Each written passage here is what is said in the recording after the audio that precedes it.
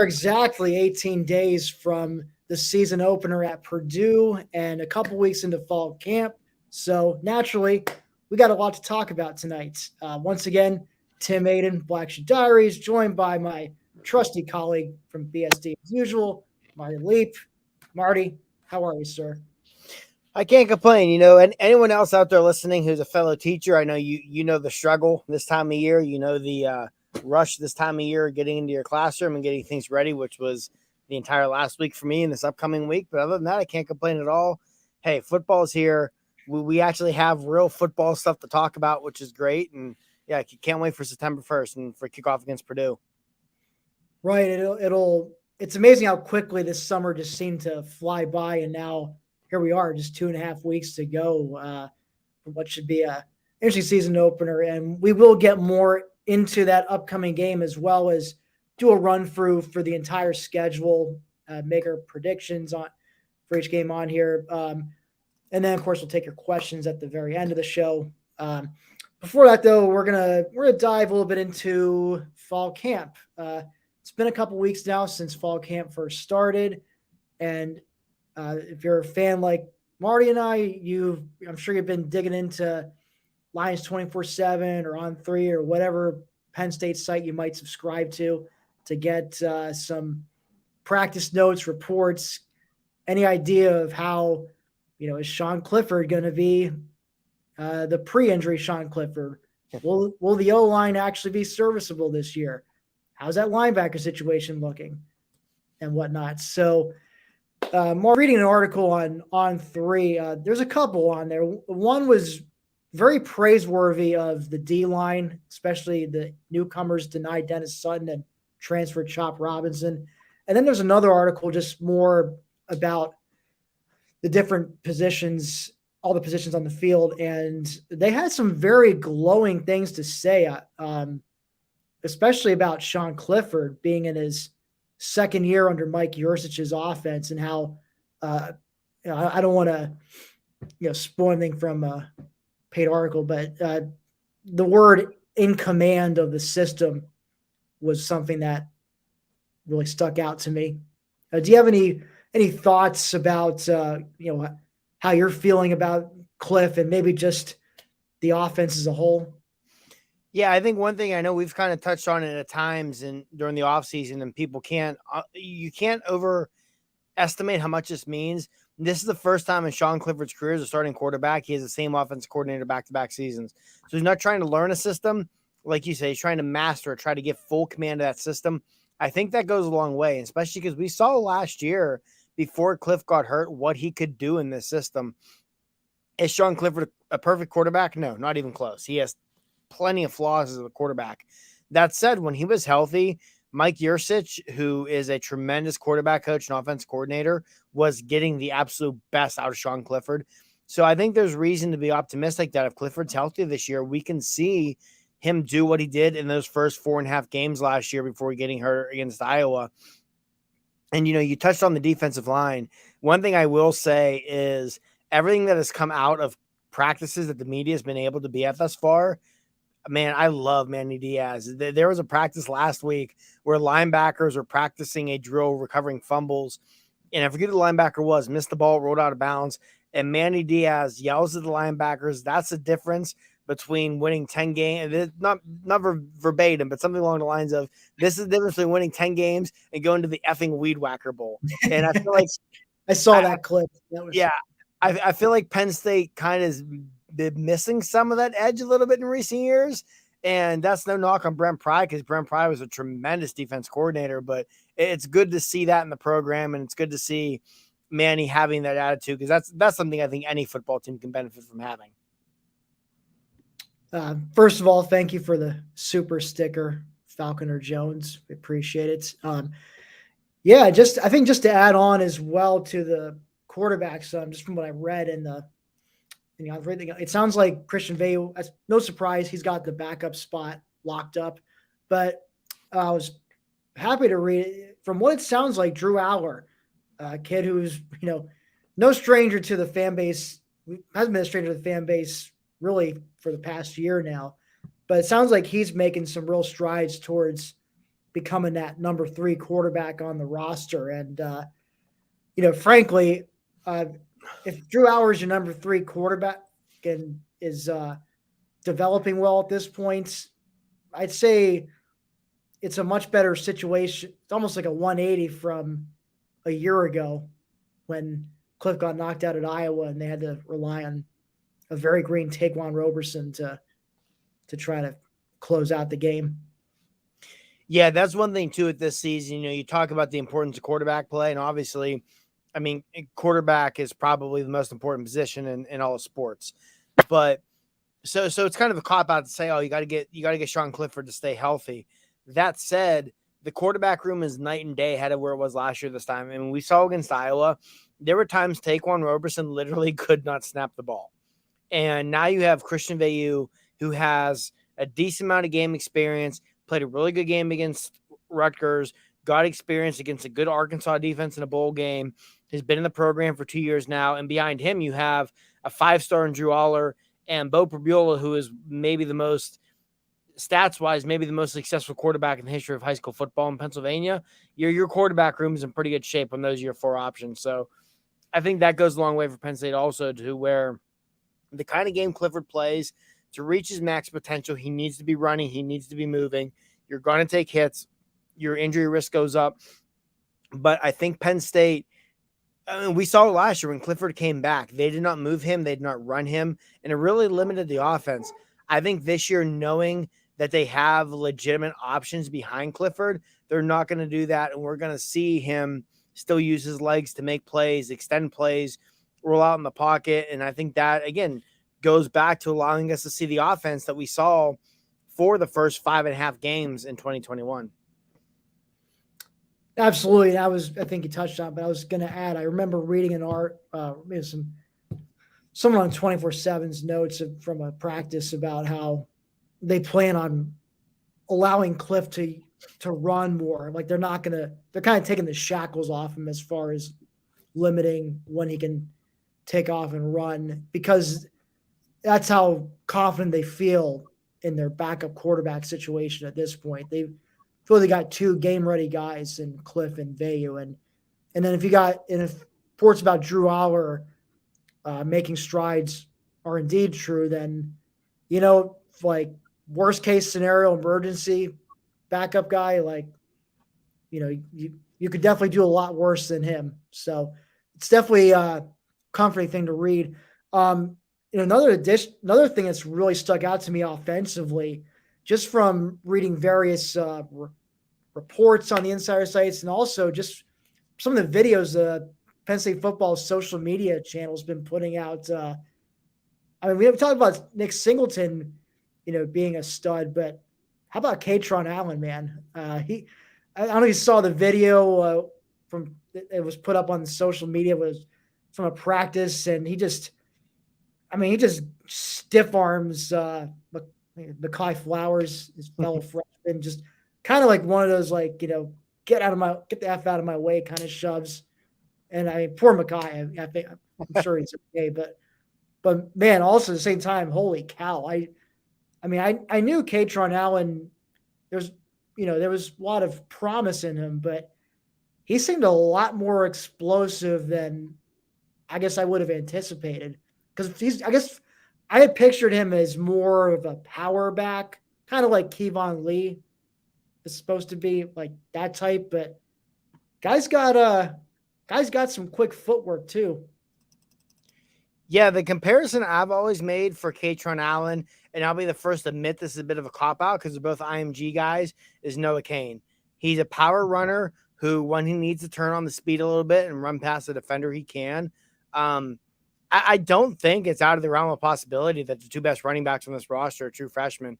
I definitely think Singleton's the best running back on the roster. I think Singleton, for goodness sake, I think Nick Singleton might be one of the best running backs in the country when it's all said and done this season. He's going to be that good.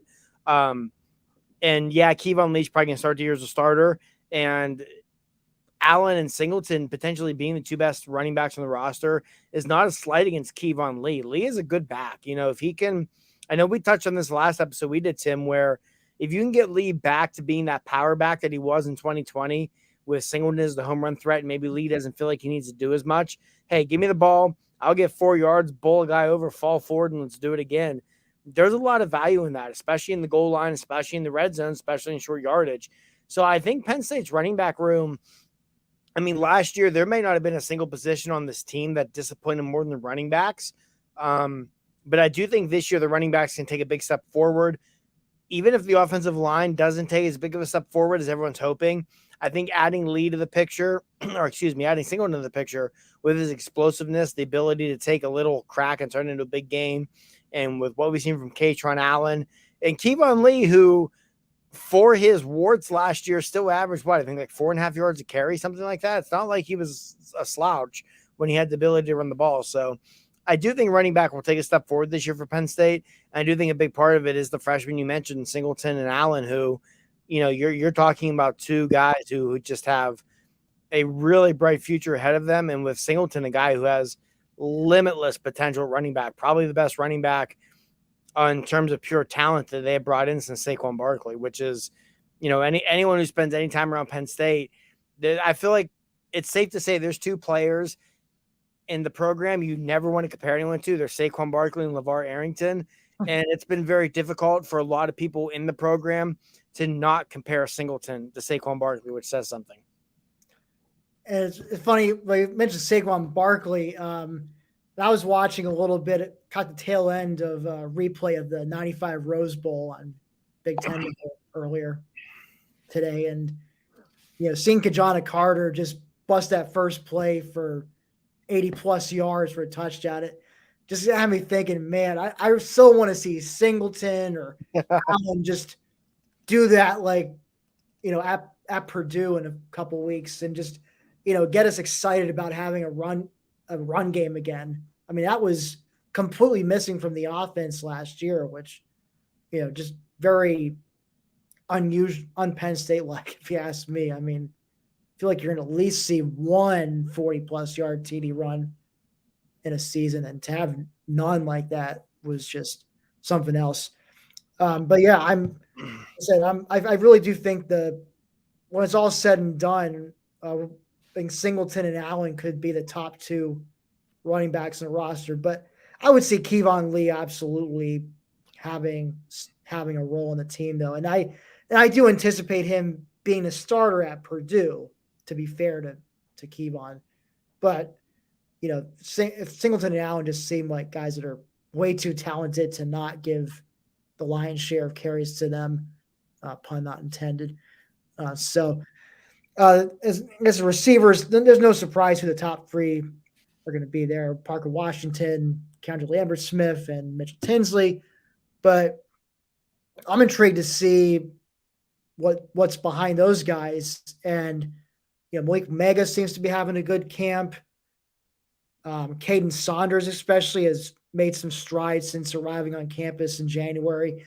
And then there's Trey Wallace, who kind of a guy who hasn't been talked about too much, but he's, you know, very athletic guy. He's kind of a guy who is kind of a late bloomer on the recruiting circuits, but you know, I remember when they got his commitment, he was being nabbed or being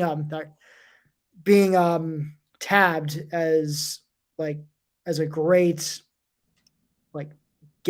guy who by Penn State, just someone who's not being talked about much, but who could definitely blow up. Yeah, absolutely. You know, you look at Trey Wallace when he's on the recruiting trail, he didn't pick up his first Power 5 offer until October of his senior year from Duke. He immediately committed to the Blue Devils. Shortly thereafter, Penn State offers, Maryland offers, Tennessee offers. Houston, who I realize Houston's not a Power 5 program, but especially for offensive players, Houston's more appealing than some Power 5 programs. They offered, and that's when his recruitment really blew up. And, the Nittany Lions flipped him, and I think that could be a huge gift for them. He's an athletic freak. Go watch some of his basketball highlights. The dude just can jump out of the building. It's insane. Great hands, super soft hands at receiver. I would not be surprised at all to see Trey Wallace kind of be that underrated guy who comes out of nowhere this year, receiver. But for receiver as a whole, I feel pretty good about it for Penn State. Thank you, Mark, for the kind words in the comments there. But yeah, with the receiver group, I know we touched on the last show. That starting trio of Parker Washington, Mitch Tinsley, and Keandre Lambert-Smith could be one of the best starting wide receiver groups in the Big Ten. And if you look behind him, if Trey Wallace can start to take a step forward, reach his potential, Malik Mega can be that deep play threat. And if Caden Saunders, who has always been compared to KJ Hamler, if he can make any sort of impact like Hamler did early in his career, man, you could be in really good shape at receiver. And that's one of the reasons why I'm very cautiously optimistic about the offense. I still have my questions about the offensive line, but I think quarterback is a lot better situation than last year. And if Clifford is healthy and has kind of, mastered this offense, has command of it, some of the weapons he'll have around him with an offense coordinator with the track record of Mike Yurcich, I just have a hard time seeing Penn State's offense not taking a big step forward from where they were last year. But I think to take a page from Franklin, I'm not going to say anything about the O line. We'll just let's speak for itself. Yeah, we've been hurt by that so many times in recent years, and that's where my concern is. It's just if we get the same offensive line we saw last year, then I have a hard time believing that will happen. Like it's like the laws of average. Like they have to take a step forward, I feel, from last season. But if somehow they don't, it could be another long year for the offense.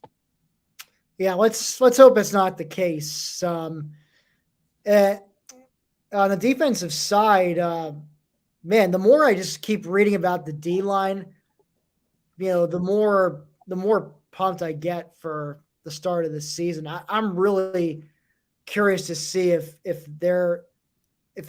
have a much more aggressive more successful pass rush, one that can get to the quarterback more often, or at least scare the living daylights out of them, and alter some passes, really mess up some offensive rhythms.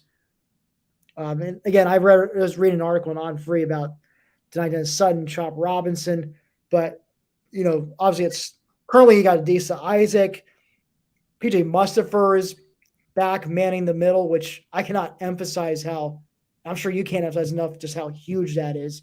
I mean, about as big as Sean Clifford coming back for his 6th year for the offense, just having that experienced head up front like that. And then Hakeem Beam, I've been talking about Hakeem Beeman coming back after missing all last year for reasons still not explained. But he stuck around, and he's now full go, ready to go. And I mean, having him and Mustipher up front, along with Isaac and a few other pass rushers, I gotta say I'm definitely chomping at the bit to see how that front four fares. Yeah, absolutely. You look at Penn State's defensive line now compared to where they were entering the bowl game last year, for example. Entering the bowl game compared to what you have now, you do not have Adisa Isaac, PJ Mustipher, and Hakeem Beeman, who are likely 3 of your 4 starters. You throw in Chop Robinson, who's going to see a ton of playing time, and who, by all accounts, has been ahead of what they expected this year in camp. Nittany Sutton, who was a 5-star defensive end that Penn State to fight, scratch, and claw to beat Georgia and Bama for in their recruiting trail for a reason. You throw him in the mix, and even like a guy like Jordan Vandenberg, who last year down the stretch defense tackle really started to flash some nice things. I think this defensive line group could be really strong this year, as you've mentioned. And in today's college football, I think there's an argument to be made that outside of quarterback, there might not be a more important position than having a really strong defensive line. Because if you can blow the game up in the trenches and win the game in the trenches, I don't care who your quarterback is. I don't care who your running backs are.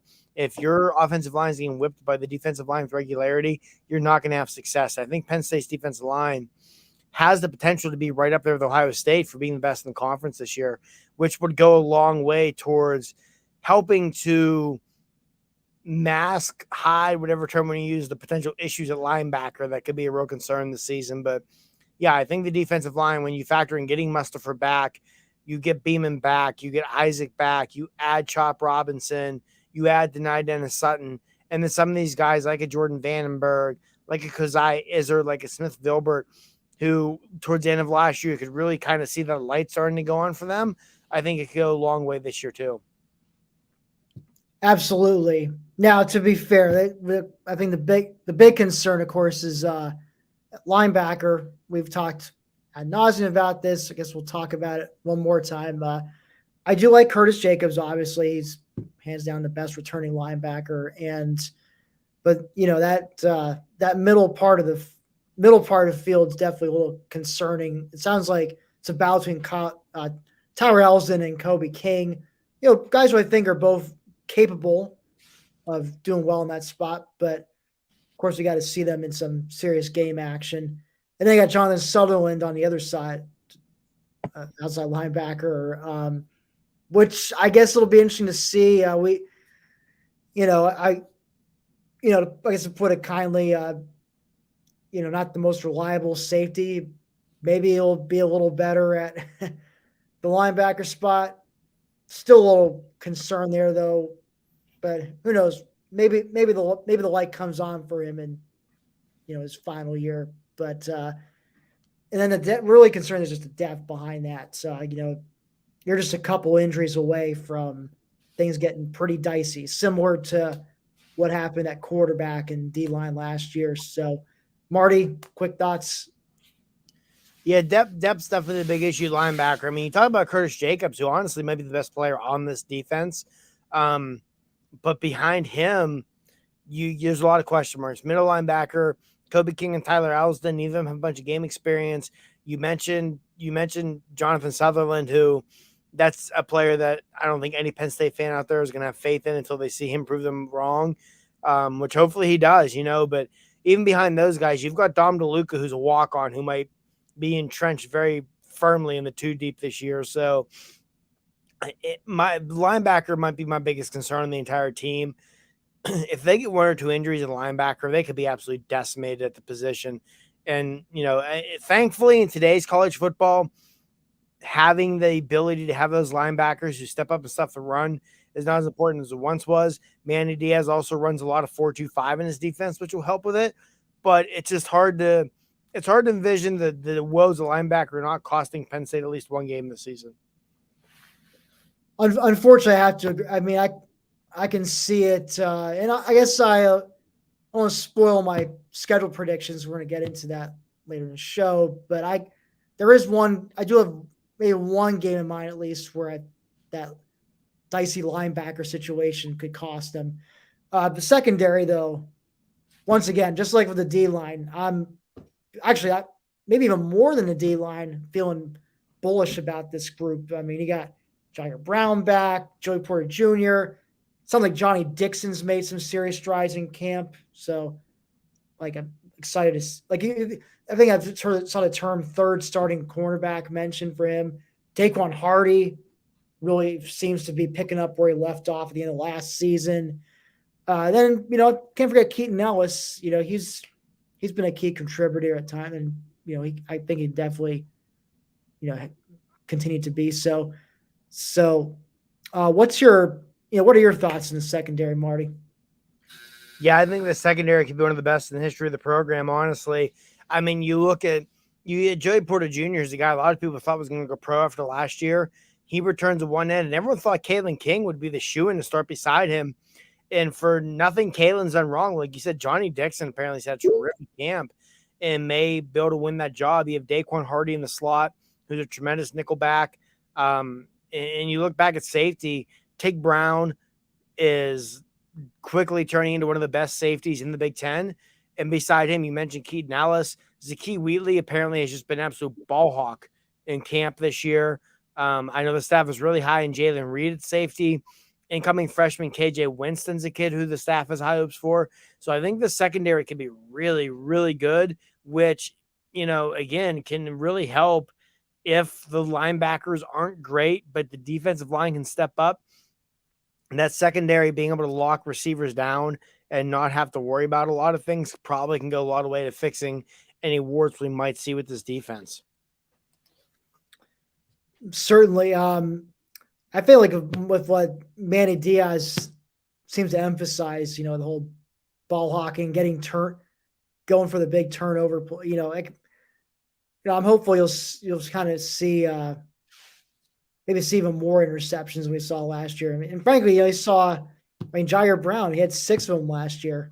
Also had a couple fumble recoveries to go with it too. So I'm definitely excited to see what this group is capable of. And given the linebacker situation, they may be relied upon a decent amount for run support. So they'll also be important in that aspect as well.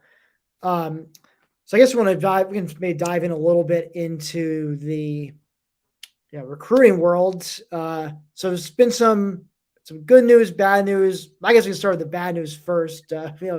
Tamarian Parker, top 100 defensive lineman from Alabama, who surprisingly committed to Penn State a couple months ago after having an excellent visit up there. Unfortunately, he's decommitted, and that's hard to sugarcoat that. It's definitely a tough loss. Not a guy they're really going to be able to replace over the same caliber at this point in the cycle. But on the good news front, they have found a solid replacement at quarterback after losing Marcus Stokes last month to Florida in Jackson Smolik, who previously been committed to Tulane, but then he blew up, especially in the camp circuit, had a nice showing at the Elite 11, took a visit to Penn State, worked out with the coaches. Coaches loved him enough to offer him, and he loved them back. And apparently, he's been a Trace McSorley fan since he was a kid. And I don't know if you notices, I think I got a few more gray hairs just phony about that. But Marty, your thoughts? Just how important was it to grab a kid like Smolik this late in the cycle after scrambling to fill in the gap left by losing your previous commit? Yeah, it's a tremendous job by James Franklin and Mike Yurcich. It really is. You lose a very, very talented quarterback of Marcus Stokes as late in the cycle as they did. And, July might not sound like it's late in the recruiting cycle, but for quarterback, that's very late in the recruiting cycle. And replacing him with a guy like Jackson Smolik, just great job.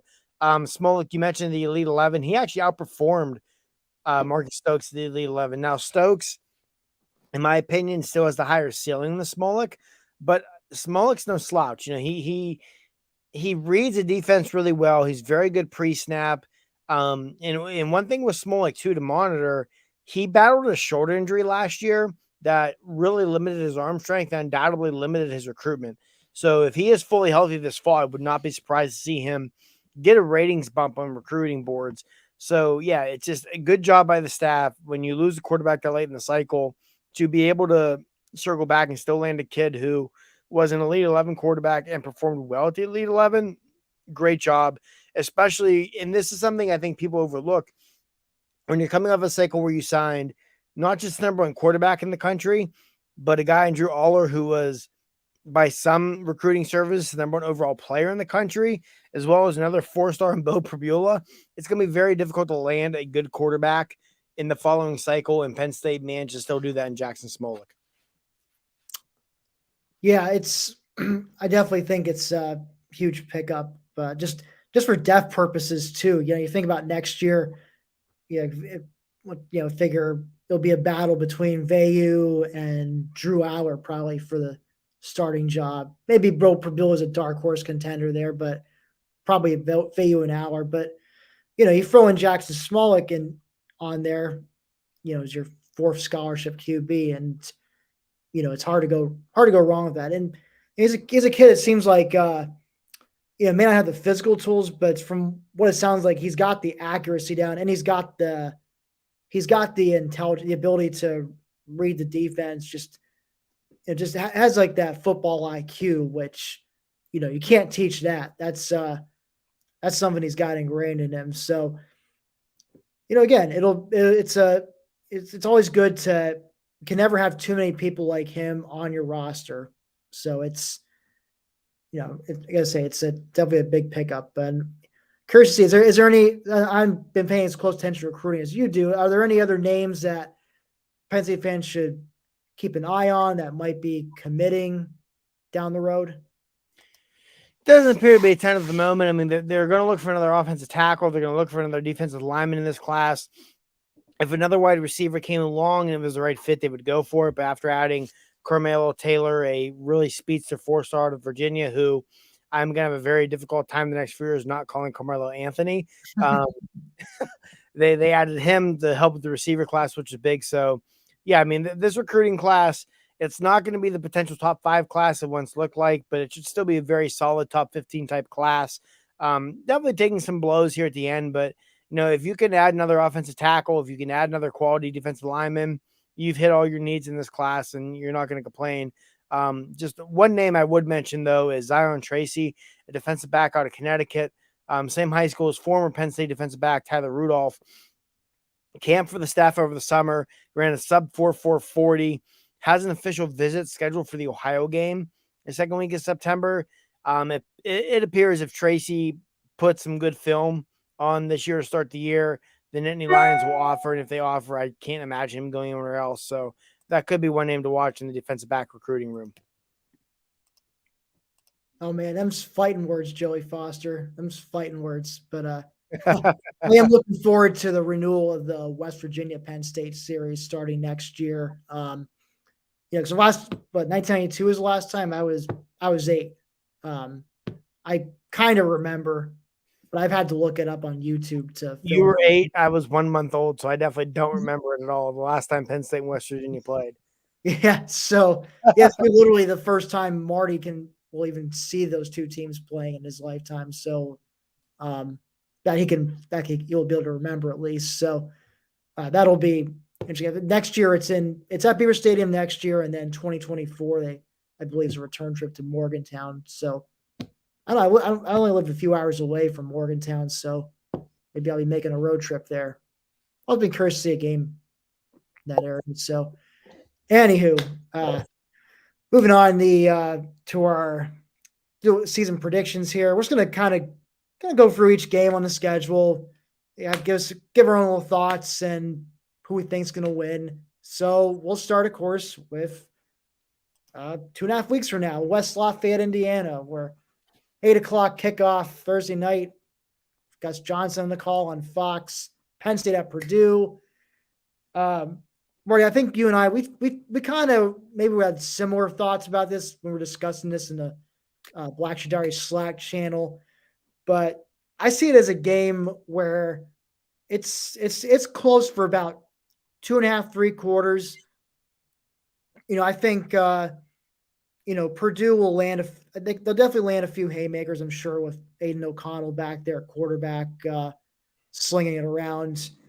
But I just feel like Penn State's talent depth advantage, especially in the trenches, and even more specifically in the defensive trenches against Purdue's offensive trenches. I feel that, along with that secondary, is going to prove to be a little too much, as opposed to Purdue's defense causing problems for that Penn State offense. I just feel like it's a game that's maybe something like 21-17 late third quarter, but then Penn State kind of pulls away, ends up winning something like 35-24.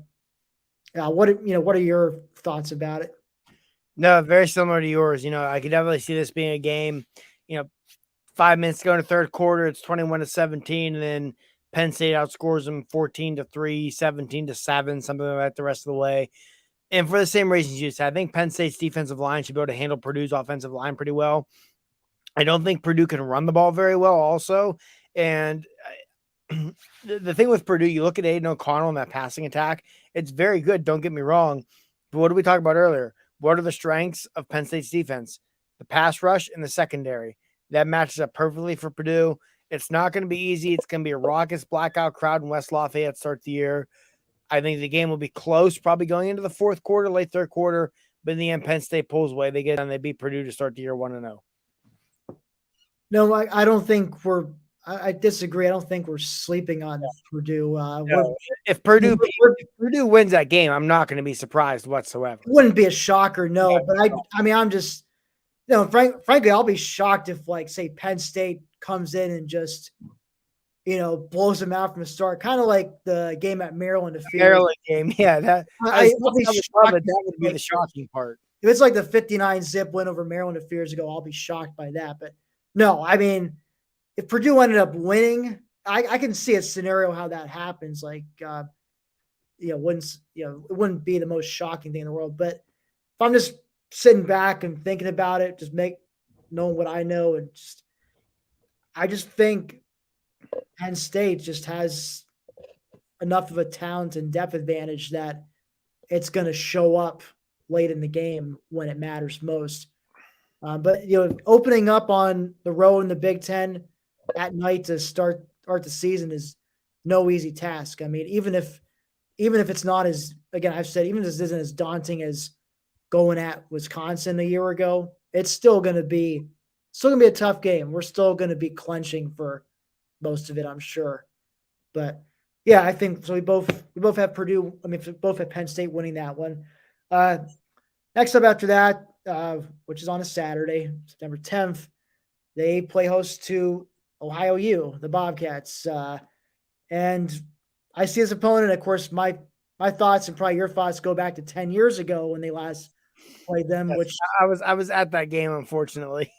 yeah, me too. And that was just such a crazy, emotional game beforehand, and also just kind of, also just anticipation and curiosity, because that was, the first game under Bill O'Brien, first game since, the sanctions were levied against them, and, and all those upperclassmen stuck around despite being able to transfer freely to any school they could.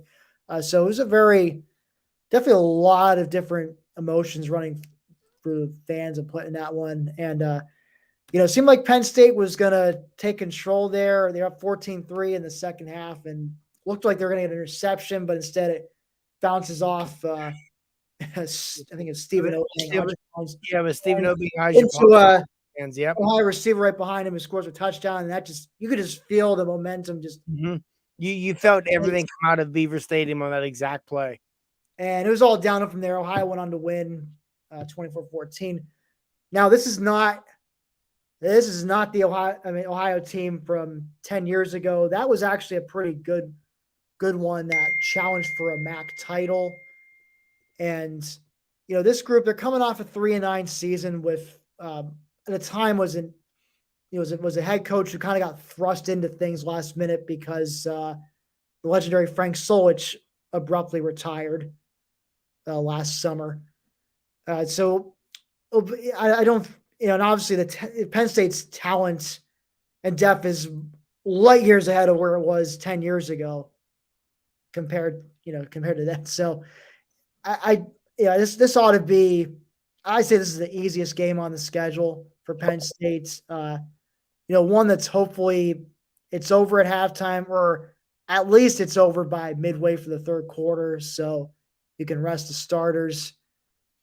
Marty, anything you want to add to that? Or no, I agree. I think one of the easiest games on the schedule. I think no matter what, they roll in this game. And, one thing I will say about this game that could be fun to watch, this might be the first time we get to see Drew Allar at quarterback. We might get to see that. At least once this year, he's going to have that just spectacular, beautiful 50-yard bomb to somebody, and it wouldn't surprise me if it's in this game. Yeah, we shall see. So, of course, we both have Penn State winning that one. Next up, week after that is at Auburn. It's a 3:30 game on CBS. And this is one where maybe I go back and forth in this one, Marty. And man, I guess I know it was a chaotic offseason for Auburn. There was some sort of coup attempt by the boosters against Brian Harsin. I mean, Harsin was in Mexico when this was happening. It was really crazy. Harsin survived it for now. And they did lose some key guys to the transfer portal. They lost both of their offensive defensive coordinators from last year, so they have new coordinators. But they do have Tank Bigsby back, and I cannot get the images out of my head of Tank Bigsby running all over that defense last year. And when I look at the linebacker situation, I was mentioning before, like how there's a game I could see them losing because of that. This is the one I'm thinking of.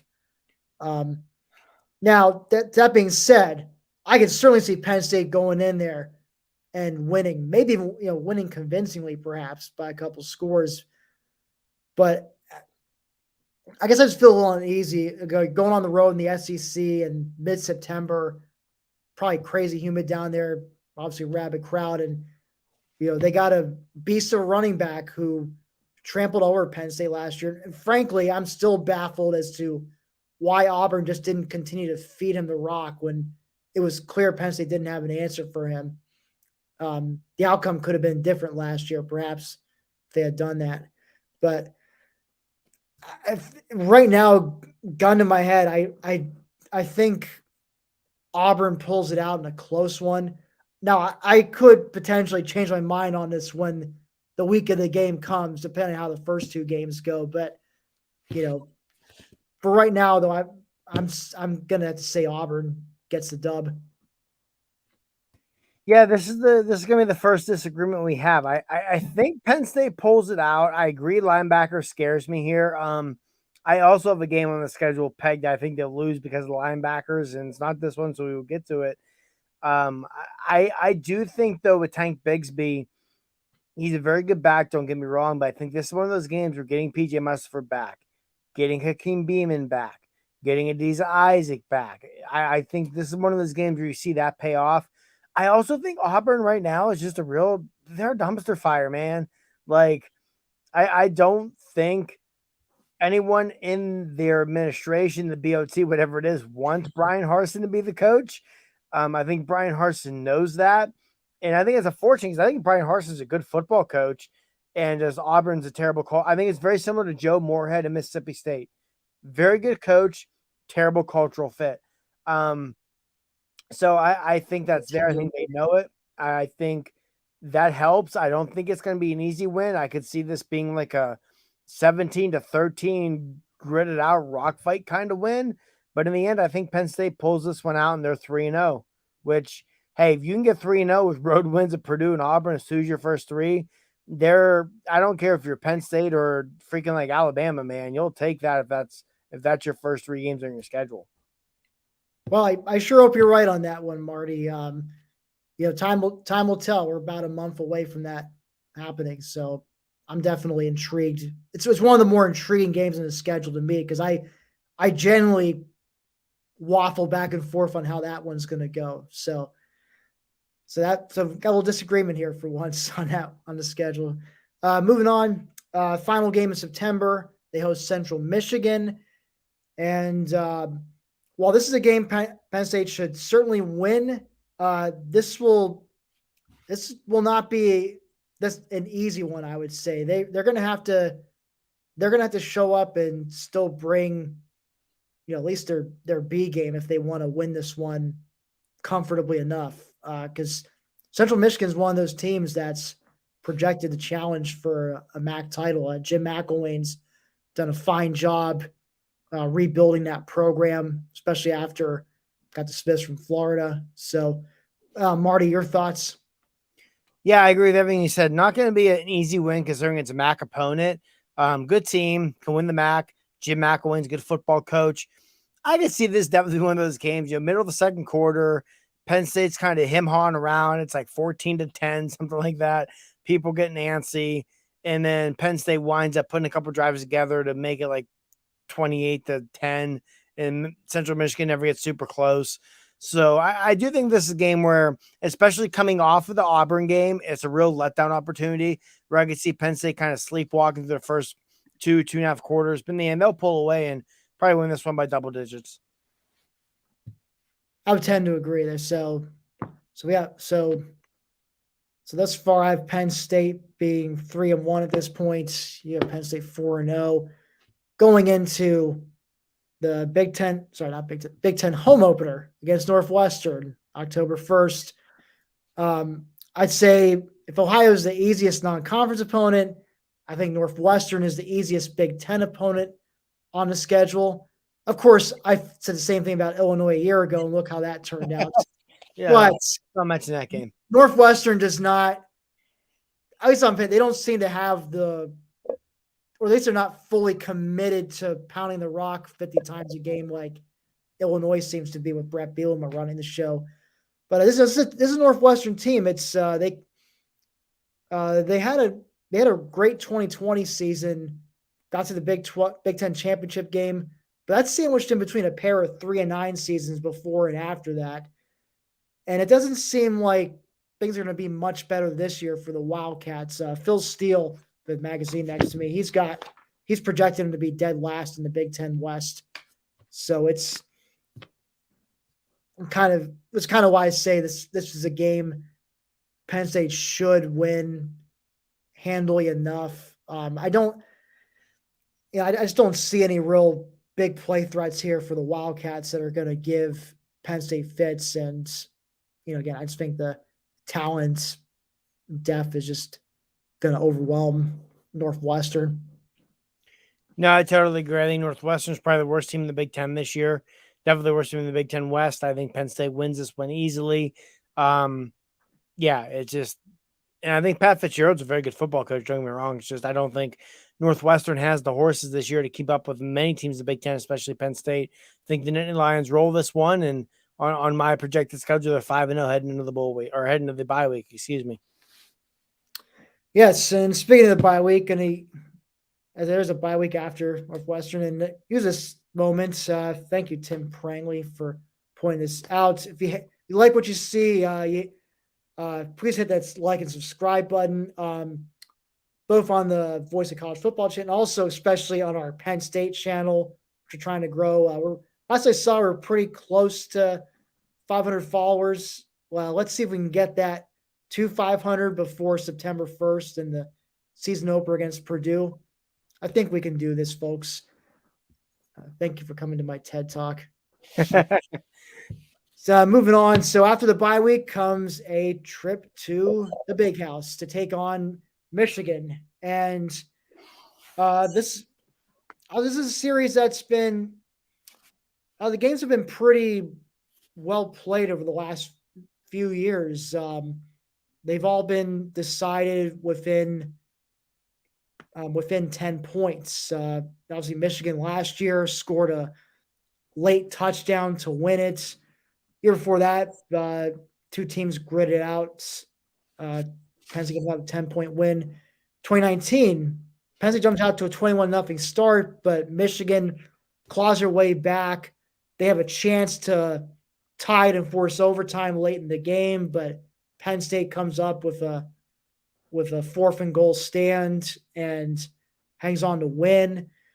So I would say I think this is going to be another dogfight similar to the last few years. I don't know, Michigan. I don't think I've seen this much offensive firepower in a Michigan team in some time. You got capable pair of quarterbacks, Cade McNamara, J.J. McCarthy. I think Blake Corum and Donovan Edwards are a solid running back duo. Receiver, Ronnie Bell's back. I'm assuming he can stay healthy this time. And then you got Cornelius Johnson behind him. Eric All at tight end. Decent O-line. So that's a team that just loves to pound the rock on you, which was, again, my concerns about the linebacker situation. I can certainly see that being an issue at Michigan. And I think it would be enough. I know the defense of Michigan, they've lost so many key starters, including David Ojabo and Aiden Hutchinson up front. And I understand there's no replacing those two. That being said, they've recruited well enough. They should have talented enough people to replace them with, even if it's not as good as last year. I can see how Penn State potentially wins this game, but I have a hard time predicting it right now. I think Michigan. I'm thinking that Michigan pulls it out, probably like a 7 to 10 point Michigan win. Yeah, this was the game I had pegged as Penn State losing largely to the linebacker core. Their rushing attack of Blake Corum and Donovan Edwards, I think, will be too much, especially in the Big House. I'd love to see Penn State win it, not just because it's Penn State, but my oldest son, his best friend is Blake Corum's cousin, and I know his aunt and uncle really well. So for the bragging rights aspect of it, it'd be nice to pull this one out. on a personal front, but I can't see it happening. I think they go to the big house. I think they play a good game. Like you said, dogfight, 27-24, 24-21, something like that. But I think the Nittany Lions come up short and suffer their first loss of the season when they go to the big house. Indeed. And then that brings us into an interesting sandwich game. I call it for lack of a better term. Penn State goes back home to host Minnesota for the whiteouts. Not your typical Big Ten whiteout opponents, but part of the reason for that is because this is a game that had already been pegged for a 7:30 start, and even though Ohio State is a week later at home, that's pegged for a noon start on Fox. And so I know we talked about this in the last show. We both applauded the move to keep the whiteout a nighttime game, even if it meant it wasn't going to be against Ohio State. So I'm normally we know how this team is coming off a loss. They tend to kind of have struggled the following week and maybe lose a dumb game, which we saw last year against Illinois. And here in this case, you would think maybe Minnesota could come in and take advantage of Penn State coming off a loss, but I feel like this being the whiteouts, crowd's going to be fired up, team's going to be fired up. And I know the Minnesota players, they've all said at Big Ten Media Days how excited they were to play in the whiteouts. But it's one thing when you're, to be excited for it, but when you're actually there and you're experiencing the 107,000 plus fans wearing white, just screaming at the top of their lungs, and you're struggling to get the play call going. Just look up the YouTube video sometime from the 2019 whiteout against Michigan. First play, Michigan Harbaugh had to burn a timeout because they could not get the play off without getting a delayed game. So it's going to be a different kind of atmosphere than what they've probably experienced before. That being said, Minnesota certainly has a team capable of coming in and pulling off the win. Tanner Morgan's back for his 6th year, and he's reunited with his old coordinator Kirk Ciarrocca, who, yes, there's also a personal element here because Kirk Ciarrocca was Penn State's coordinator in 2020 and then was let go when Mike Yurcich became available because Franklin wanted Yurcich all along, and he wasn't quite satisfied with how the offense looked under Ciarrocca. So sure there's a little personal revenge matter in there too. And they got, another solid running back, Mo Ibrahim. And as I said before, the lack of, the linebacker depth is a concern when it comes to stopping the run. So it could end up being an issue there. But I do think Penn State rides the whiteout crowd. I think the offense will, by that point, mid-season, they should be starting to click on all cylinders and should be enough to get the win, something like a 7 to 14 point win under the whiteout lights. Yeah, I think that's about exactly how I feel. I always have concerns about Mo Ibrahim against the linebacker group.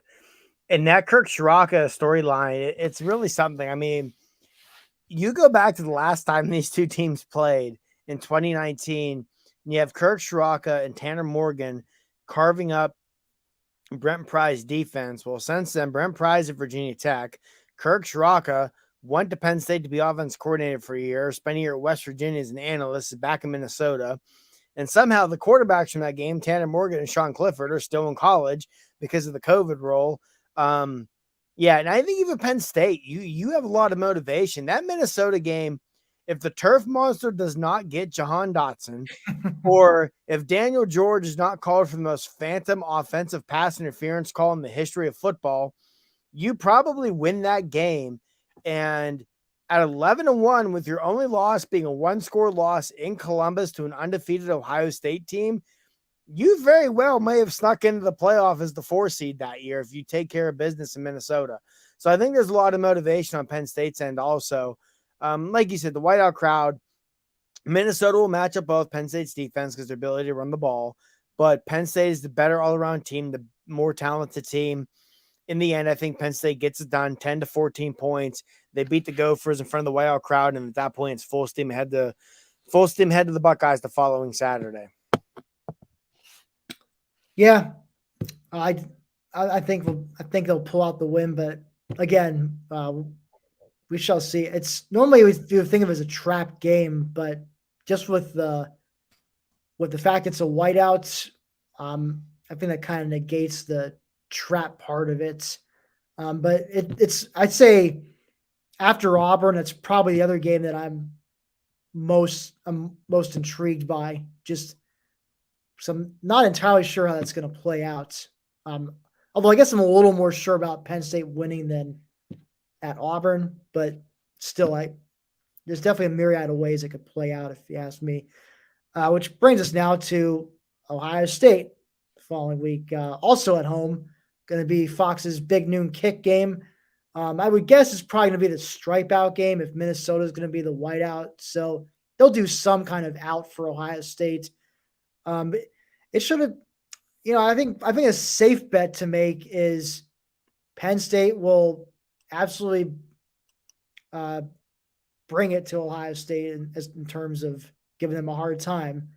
But I just think Ohio State, that offense is a national championship caliber offense they're bringing in. And if that defense, if Jim Knowles can get that defense cleaned up, I mean, they're going to be a title contender. And I think Penn State can definitely play them close. But kind of like I was talking about with Purdue earlier, I just think Ohio State's come like late third quarter, early fourth quarter, they kind of start to take over the game and just ultimately stave off Penn State. Yeah, that's where I'm at. I think Ohio State might have the best offense in the country this year. I think they're worst, the number 3 team in the country between Alabama and Georgia. I think the Buckeyes not just make the playoff. I think they wind up playing for a national championship this season. So, yeah, I'm with you. I think it'll be close for most of the game. The crowd will keep them in it. Penn State always plays Ohio State tough. We've definitely have seen Penn State teams where the talent gap between them and Ohio State was greater than this team, and they, still kept it close. I think that'll be the case. But in the end, too much offense from Ohio State. I think they probably win it by 7-10. Probably get a late score that maybe makes it a little more lopsided than it is. But yeah, I think the Buckeyes get it done. Yeah, I think we're both in agreement there. So moving on to the November slate. The week after Ohio State, they have to go to Indiana. And I guess maybe normally, I would be concerned as heck about this one being a big letdown game. And yeah, how usually after a tough loss, the team has a hangover going into the following week. And that a lot of times that ends up being a loss. I would normally feel the way about Indiana, but for some reason, and of course, this could, I could look like a complete idiot for saying this now in August and when it comes to November, but I just don't. Just on this Indiana team just doesn't scare me like a road game in Indiana. It's going to be competitive. They always give Penn State a tough time in Bloomington, but I'm not deathly afraid of Penn State being an upset victim this time around. And maybe it's just recency bias because of how anemic they looked last season offensively and just defensively, how they, Penn State didn't have too much trouble throwing on them at least. I don't know. I just feel like this is a game that Penn State should be able to take care of business in ultimately. Indiana will hang tough, but I just don't feel like there's big of a threat as they've been in recent years. No, I agree. Penn State at Indiana is a game that Penn State fans have always kind of shaken their boots about because even when Penn State has gone there and taken care of the Hoosiers, it's never been easy. That said, I think this year Indiana is not the team they've been in recent years. Um, they don't worry me as much. And now I will say, under James Franklin, Penn State has not always been very good. The week after Ohio State, I think they're in his tenure. There's something like 1-7 against the spread and like 2-6 overall the week after the Ohio State game, something along those lines. But I think they get it done. I think they win it pretty easily because I just don't think Indiana is going to be very good this year. Yeah, I would have to say the same. And again, we can both potentially look foolish in a couple months for saying this. Maybe Indiana does surprise people with Connor Bazelak at quarterback, or maybe they find some new studs at receiver, or maybe they even get a run game. We'll see. But Indiana should be an improved team. I mean, because it can't get any worse than 2-10 last year, but it still strike me as probably like a 4 to 5 win team. Improved, but not a team that's I'm feeling threatened by at the moment. Not as threatened as maybe I'm feeling a bit by the next opponent on the schedule, which is Maryland at home. And now I do think Penn State pulls out the win, but I will say if Talia Tungavailoa and Maryland's bevy of receivers, Raheem Jarrett, Jacob Copeland, the Florida transfer, came in. Dante Demas, who got injured last year, was available for against Penn State. And then Jashawn Jones. Those guys, especially if those receivers stay healthy, and of course Talia has to stay healthy too. If Talia goes down, then that whole Maryland season probably goes spiraling downhill. But if they're all healthy, it'll definitely be a challenge for the Penn State secondary. Because I feel like that's the strongest part about Maryland on paper. Now, everything else about them seems like a huge question mark, especially on the defensive side of the ball. And I think Penn State, even if it's like a shootout type of game, it's a game I think Penn State could even win in a shootout against them. But Marty, any thoughts?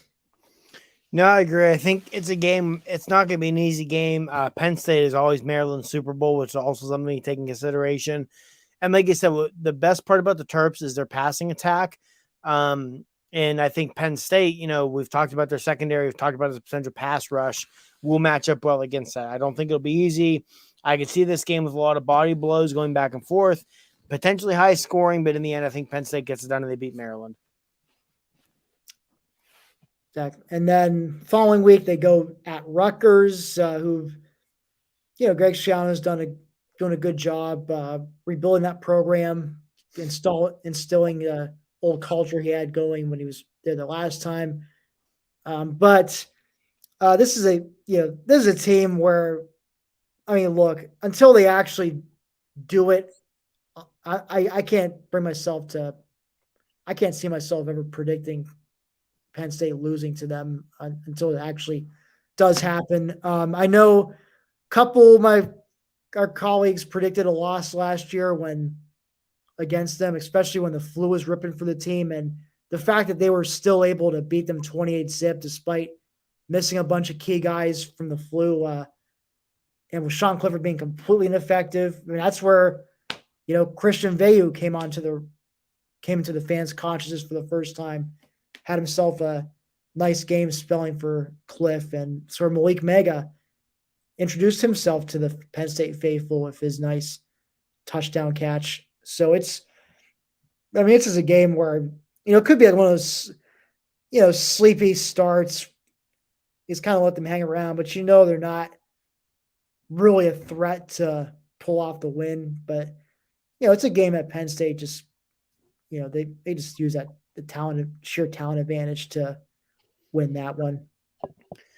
Yeah, no, I agree. If Rutgers couldn't beat Penn State last year when Penn State was what 7-4, 7-3, whatever it was, and most likely completely checked out on the season and being wrecked by a flu bug, and they still couldn't get it done.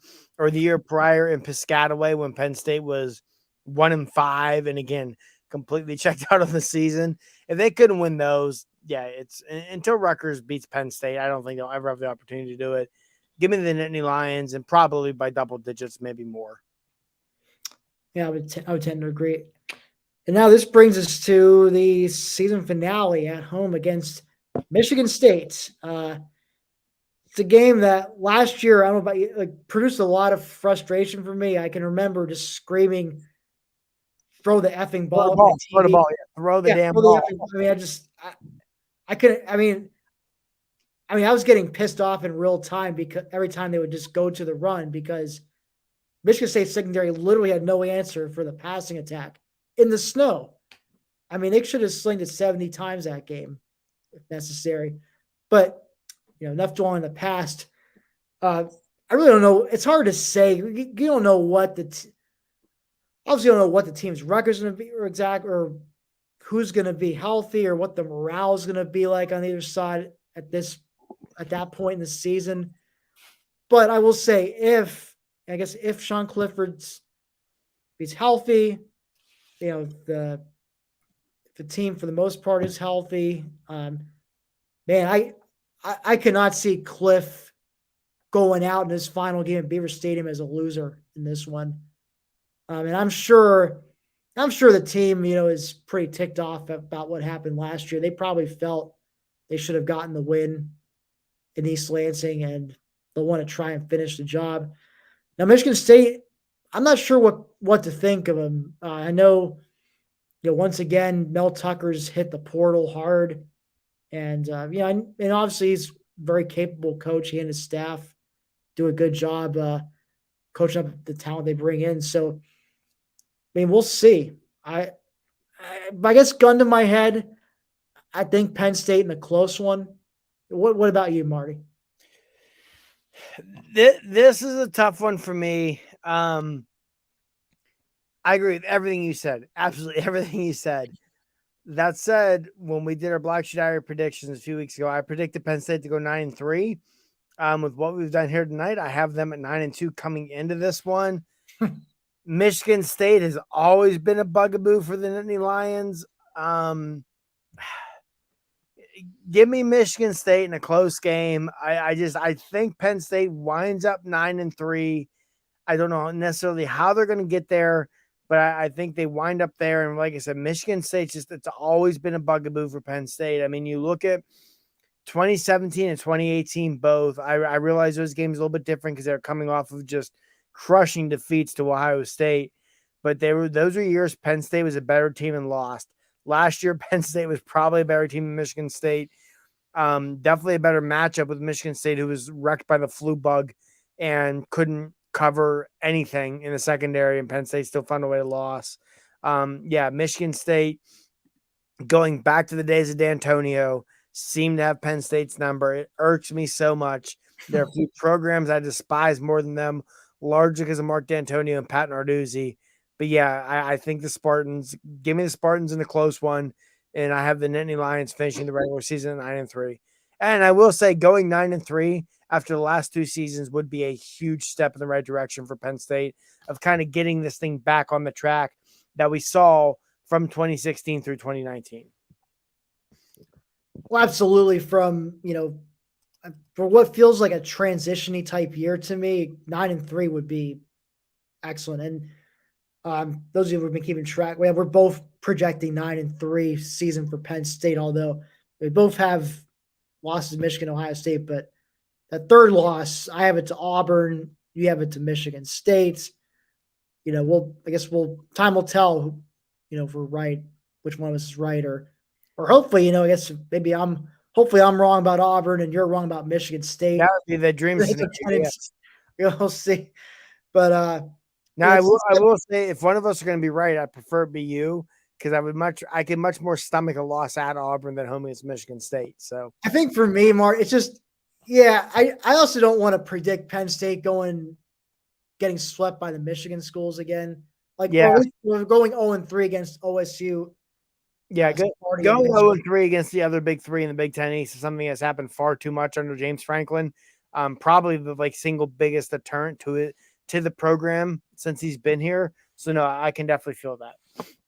No, let's see. Last year was the first time since 2018 that they went 0-3 against that group. So, I'm hopefully that they at least win one of those this year. So time will tell, though. Again, it gets more difficult to predict a game like that. It's at the end of the season because obviously, as we know, injuries happen. Just certain players end up hitting their stride mid-season who you didn't see hitting their stride, and that can go both ways, either for Penn State or against Penn State, depending on the opponent. So, yeah, we'll see. Don't know what the records are going to be, obviously, by that point, who's going to be up for the game, who's not. So, but yeah, hopefully I'm right predicting with my prediction on Michigan State.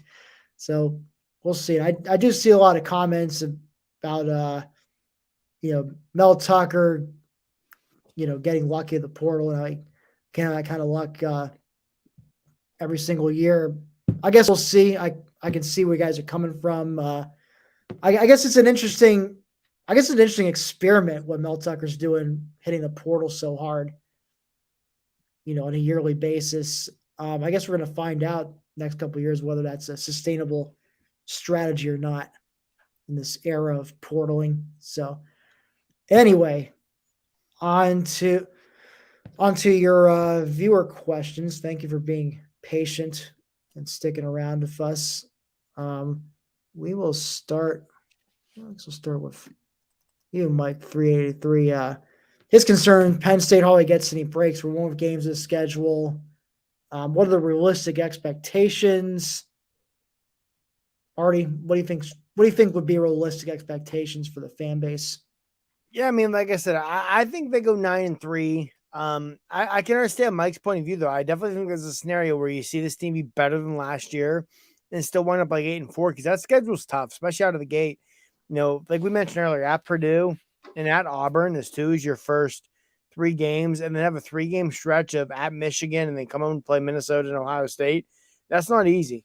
So yeah, I think this team could take a step forward and wind up 8-4. But I think as a Penn State fan, a realistic expectation, I would say 9-3. I think they go 9-3. And to be 11-11 the last 2 years, to bounce back and put together a 9-3 season, as I said, I think that's a step in the right direction for Penn State. Certainly, I guess I'm being hope. That prediction is also. It's also part about trying to be hopeful about the future too. I'm being 9-3 would. Of course, I think I was thinking 8-4 for the longest time, but then the closer you get to the season, I think you naturally, especially when you read good practice reports, you drink a little more of the Kool-Aid, and then you want to up your prediction by at least one win. So 9-3 feels about right to me, though, given how transitioning things feel. Manny C asks, what's the biggest battle to be starter on the defensive side?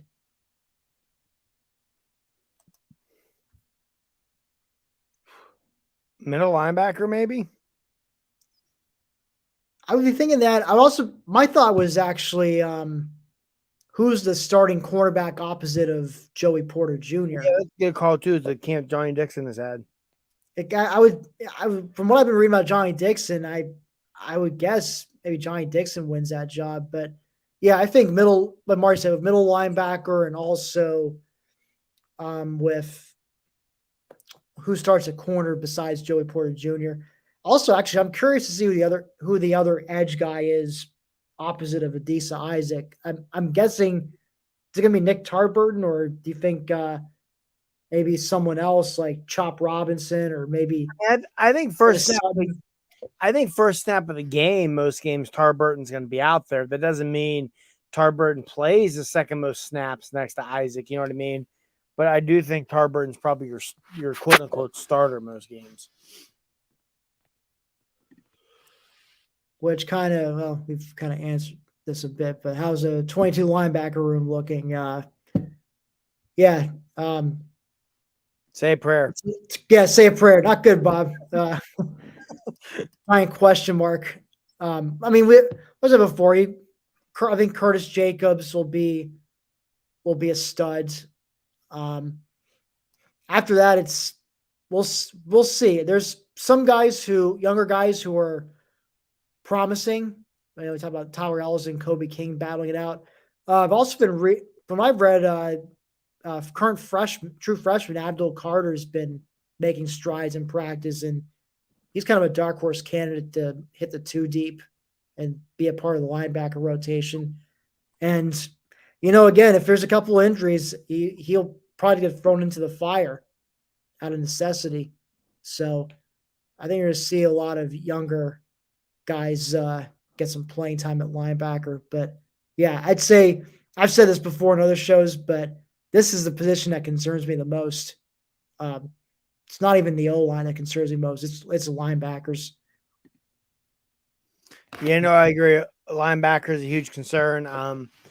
Early reports on Abdul Carter, do seem promising, which is nice because I think Carter could be a really good player, a real athletic freak for Penn State's defense in the coming years. But yeah, that linebacker room is. You and I both mentioned it. We both think it cost them at least one game this year, and hopefully that's it. And one thing I will say too about linebacker, I think it's kind of unfortunate. Curtis Jacobs might be the best, not just defensive player on this team, might be the best football player on this entire roster. And I feel like it's going to really get lost this year because with how porous linebacker could be, and Jacobs is going to be asked to do a lot, and teams are going to target, hey, he's the guy we're not going to let beat us on defense. I do think that how talented and skilled and good Curtis Jacobs really is may not shine through this year because of the rest of that linebacker room. I guess we'll follow that up with Landis, who starts at free safety, Ellis, Wheatley, Reed. I know he touched upon this a bit earlier in the show. I know he said Zakee Wheatley's been showing great signs of progress as well as Reed. I guess I would still be inclined to say Keaton Ellis. He's the most experienced in the bunch, but I don't know. Maybe you disagree on that, Marty. No, I agree. I think when they go to West Lafayette on the first, Ellis is your starter. He might not be your starter by middle of the season, but I think Ellis is the starter to begin the year. But regardless, I think Ellis, Wheatley, Jalen Reed, I think we see a lot of all three of them. So in the end, it's one of those similar to Tarbert at defensive end. Yeah, you're going to have your quote unquote starter, but I could see all three of them playing pretty equal snaps most games. Indeed. Get to Mark. Thank you for the $5. Iowa really goes to the transfer portal, but they did want Hunter Norzad. How's Hunter doing? From what I was reading in one of the on three articles, it sounds like he's one of the starters. Actually, I do have the thing opened up on my screen. Let me. Or I'm sorry, he was. Maybe not predicted starter, but he's definitely on that two deep. He'll definitely be a key part of the rotation if he's not starting. Yeah, I mean, it looks like there's a possibility Sal Wormley, who was supposed to be starter at right guard last year before getting hurt, could be the starter. Like you said, regardless, Norzad is going to play a lot and should be a really good depth piece for the Nittany Lions as well as a good veteran presence. And with how poor Penn State's offensive line has been in recent years, you'll take all the help you can get in guys like Hunter Norzad. Absolutely.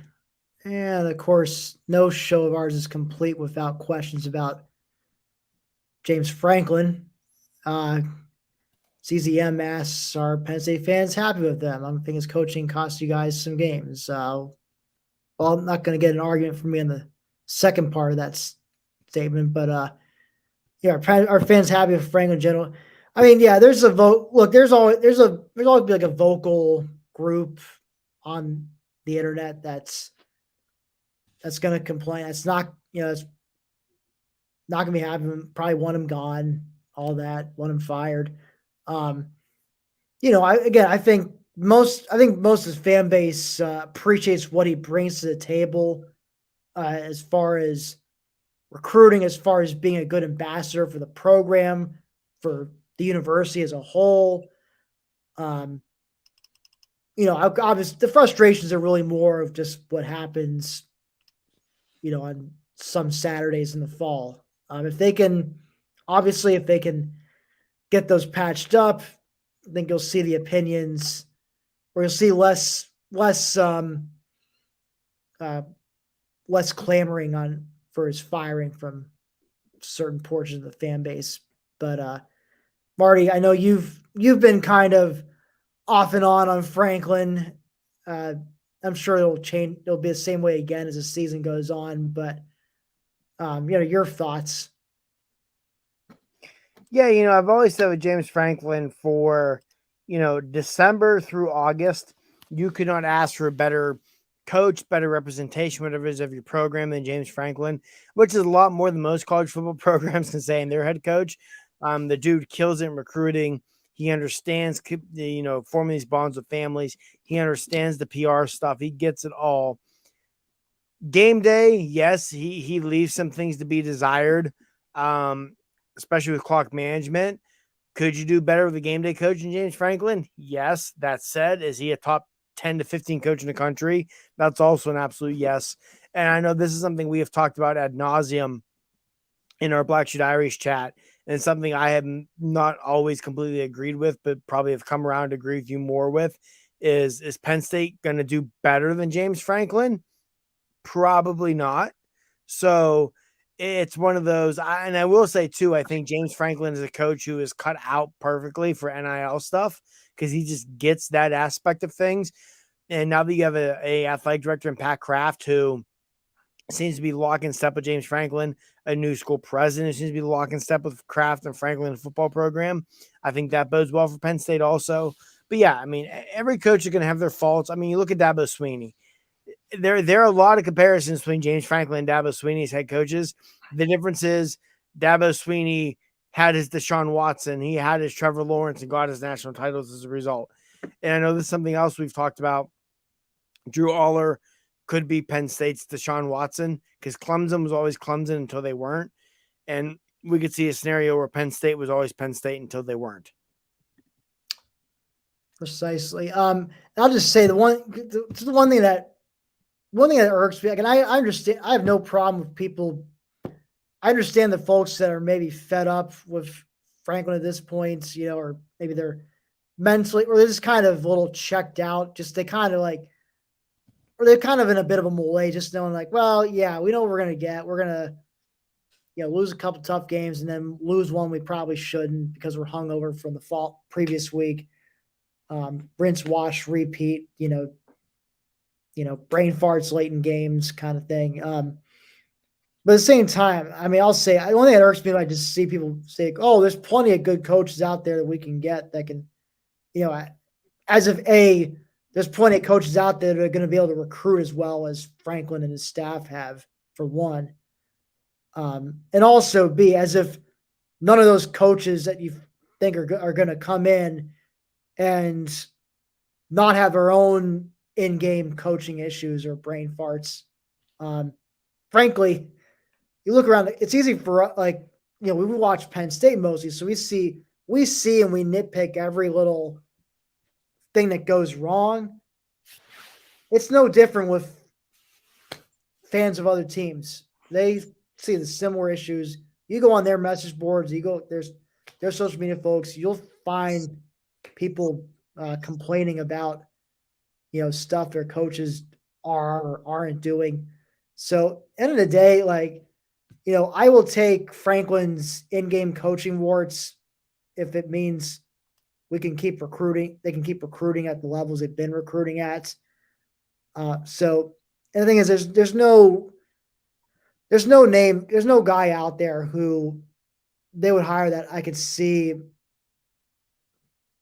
being an upgrade, not just in in-game coaching, but also in the recruiting department. It's got to be both. If you're going to replace him, you got to get a guy who's going to be better in both departments. And I don't see anyone out there who Penn State's realistically going to be able to hire.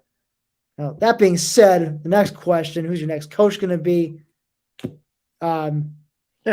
Eventually, my as long as Patrick Kraft is the athletic director, my money is on Matt Rule. From my understanding, he's long coveted the Penn State job. If 2016 turned out differently, and say Franklin, moved on, Matt Rule was probably going to be the next guy up at Penn State. And now, right now, he's on the hot seat in Carolina with the Panthers, and it's a good chance we see him being named to a college job come December. Won't be Penn State, but there'll be some college job. But it'll be a thing. Whenever the day comes that James Franklin's no longer head coach at Penn State, you can bet your whatever that the Matt Rule and Penn State rumors are going to be flying all over, the internet. So, yeah, my money's on Matt Rule for that one. Last but not least, Mike asks us, do you guys cover Penn State and other YouTube channels and social media? We remind you, glad you asked that, Mike. BlackShoeDiaries.com. We cover Penn State sports year round. Obviously, football season on the way. It's just constant football coverage. So we're currently doing our daily countdown to the season, which we use by honoring current players in the roster who wear the same jersey number as how many days are left to the season opener. Or if there isn't one, we use a past player to honor that day. And also just a lot of preseason roundtables starting to come up. We're counting down the top 10 most important players in the team.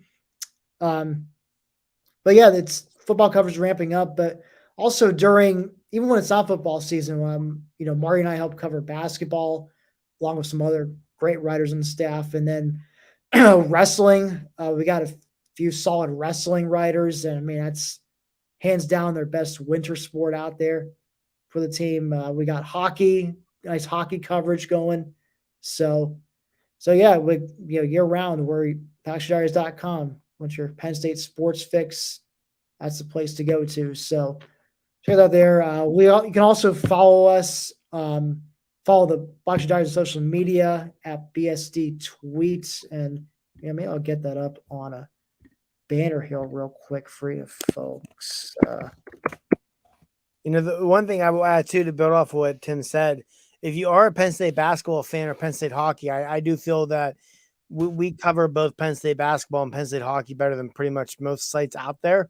So definitely in the wintertime, if you're looking for your Penn State winter sports fix, don't be afraid to check us out, especially with basketball. I mean, Penn State wrestling, you get coverage everywhere. And not that we do a tremendous job, don't get me wrong, but with basketball and hockey, I feel like we really, really hammer that a lot better than most sites do. So don't be afraid to check us out in the wintertime, especially if you are people out there who are crazy enough to like what Tim and I have to say and the content we provide, because we do a majority of the basketball coverage, along with Ellie Moretta Feliz, who anyone who's followed this page long enough has definitely seen on here more than a time or two. So don't be afraid to check us out in the wintertime also. Yes. Someone had to make that joke. Yes, we do. We're used to it. I mean, I'll say I feel good about. This isn't a basketball show, but I'll say I'm feeling good about. For the first time ever, it feels like the athletic department and big money donors as a whole are throwing money into the hoops program. There's reason to be optimistic for once about the hoops program, which, like you said, Tim, I don't know if we've ever been able to say that before. No, I mean, there's been great flash in the pan moments. Well, there's been individual seasons, but there's reasons to be hopeful that sustained success. Exactly. No. Like you look at the COVID year in 2020 when COVID shut everything down, like going into that 2019-2020 season, not to go off on a tangent here, but going into that season, there was a lot of hope that Penn State team would be very good, and they were very good, and unfortunately got cheated out of an NCAA tournament appearance by COVID, but those seasons happen. I can think of, there was a year they won the NIT. There was a year, what was it, 2009, 2010, something like that, go to the tournament, losing the first round of Temple, where you were expected to be good those years. But for the first time, it feels like there's the commitment, like you said, from the athletic department with a coach of Micah Shrewsbury to make this a sustainable thing where you are competitive most years, not competitive 1 out of every 5 or 6 years. Right. That's what I would like to see. That's what I've really been waiting my whole life to see with the program. So fingers crossed, Micah Shrewsbury and crew can get that done.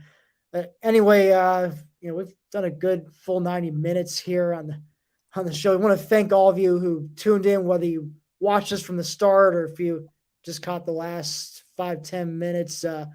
Hope you enjoyed what you saw. Once again, look, down there is you can catch more of our work, blackshadaris.com, follow us on Twitter, BSD tweet. Also, as far as the channel, make sure if you haven't already, like and subscribe on the Penn State channel, especially trying to get to 500 followers before the start of the season on September 1st. Speaking of which, next time Marty and I will be September 1st. We'll do a live post-game reaction show. That which, knowing Fox and their penchant for going to commercial all the time, that'll probably be midnight on the East Coast. So I'm already dubbing it our After Dark show. But and then going forward, every week after every game, we'll have a live post-game reaction show. It'll usually be Marty and I, but of course, we have lives. We also try to make it up to a game or two every year. So, again, we'll have other, great hosts from our site. Ellie Moretta Felice, who I'm sure some of you have seen. He's been on a few shows with us and others. But we're very much looking forward to doing this for a second season. I think we both had a good time last season, despite the ups and downs. Hopefully there's more ups this time around. But Marty, how about you? But I can't wait. These next 2.5 weeks can't go by quickly enough. Oh, absolutely. Actually, yesterday morning, I went out. It was about 7 a.m. I went outside to let the dog out. And I said it on Twitter. It's like, man, it felt like fall. It felt like it should be outside, making breakfast on the Blackstone, getting ready to come in and watch college game day. It's just, here in the Northeast, at least, it's starting to feel like football season. The leaves are starting to change. I was coming in from my buddy's house the other night. He lives about 20 minutes away from me. And there's a stretch of highway between his house and mine, just lined with trees. And the leaves are starting to change. And you're feeling it in the mornings. You're feeling it in the evenings. I said, here in the Northeast, it feels like football season. And it gets me even more excited than I already would be for football to roll around. Absolutely. Someone asked you to put a link to the channel in the comments. So I just put it in there. There's the link to our YouTube channel. So hope you all enjoy the show, everyone. And we will catch you on September 1st.